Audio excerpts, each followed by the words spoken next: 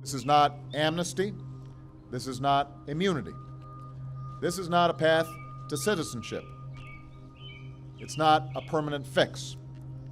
This is a temporary stopgap measure that lets us focus our resources wisely while giving a degree of relief and hope to talented, driven, patriotic young people. That's what gave rise to the DREAM Act. Effective immediately, the Department of Homeland Security is taking steps to lift the shadow of deportation from these young people. Faced with the very real possibility of a potential immediate shutdown of the entire DACA program by a federal court, President Trump will be phasing out the program over the next 2 years.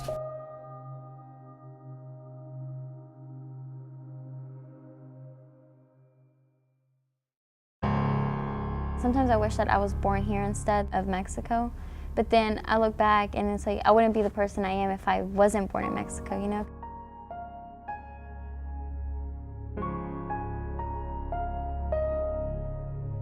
I came here when I was 2.5 years old, maybe 3, and I came here legally with a visa, but at the same time it was illegal because I had to change my whole last name to correspond with my aunt's last name so I could come as her daughter. I came to Lexington, and then that's when I moved in with my mom when I was like 3 years old, and I became illegal when I was like maybe 6 years old, 7, because that's when like my visa expired. I was judged at some points in my life because in high school, it was I think my second block. I go in and like I sit down. I usually sit in the back because I don't really like sitting in the front. So then I sit down and I'm like, okay, this should be a fun class. And then I'm seeing everyone just walking in, and it's just like, oh, American, and there's another American, there's another American. And I'm like, and then there's like more, and I'm like, is there gonna be a Hispanic in here, or like, you know, an African American? The bell rings, and then I look around, and I'm like, am I the only Hispanic in here? But I felt kind of proud of myself because it's just like, I'm proving to everyone that not all Hispanics are the same. But at the same time, it's like, I don't belong there because I'm Hispanic. Undocumented means that you don't have the same rights as someone that was born here. They didn't choose to be here, but this is where they live.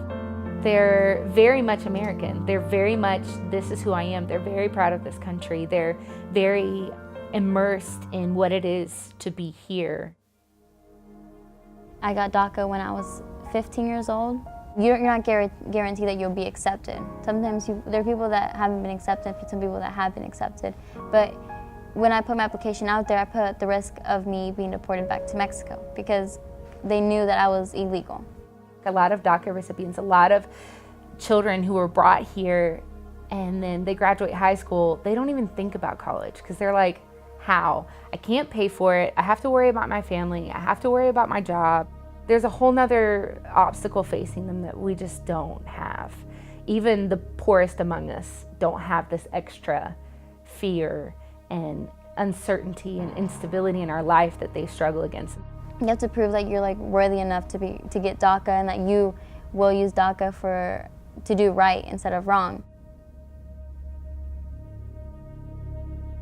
My plan is to go to Latin America and travel and teach in the less fortunate places.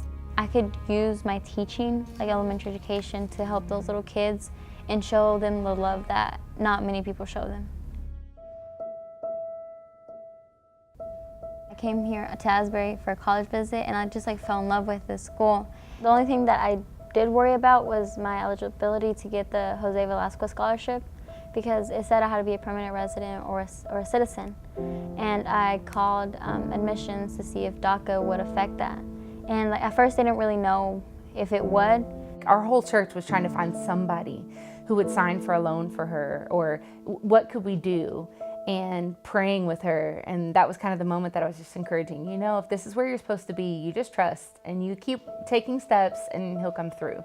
And then she got the call that, hey, we found other money. And so she was able to come, but she had almost resigned herself to being like, well, I guess I can't go. I was really relying on that scholarship because that pays 70% of my tuition. So I was like, if I don't get that, then I don't go to Asbury because that's a really big chunk. And I maybe waited like a week for the response, and then they called me back and then said that that shouldn't be an issue. What's a paradox? Something that contradicts itself. Asbury has showed me to embrace myself. And I feel like I don't have to hide who I am and what I am, I can just express myself the way I am, and I know that I'll be accepted no matter what. She can be the eye-opener for the university and how to support these kids. In her success, she would be like a hope and an example to other kids of, it's hard, it is hard, but you can do it. So it's not just her, but it's what she represents.